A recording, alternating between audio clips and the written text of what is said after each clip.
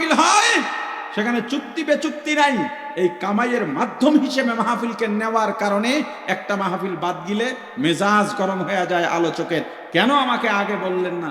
আরে ভাই, আপনার যেমন সমস্যা আছে মাহফিল কমিটিরও তো সমস্যা থাকতে পারে।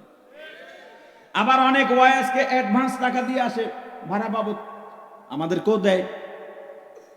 এটা আগে আমিও রাখতাম, এখন আমি অ্যাডভান্স টাকা রাখি না, নিয়ম না, এটা সমস্যা।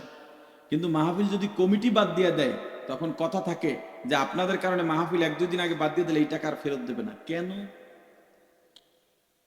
কি কারণে? পুঁজি অ্যাডভান্স করছে, চুক্তি ছিল, এখন আপনার এখানে কামাই সে করতে পারে নাই, ওদিন তার বাদ যাইতেছে, এজন্য এই টাকাটা সে জরিমানা হিসেবে দিতে।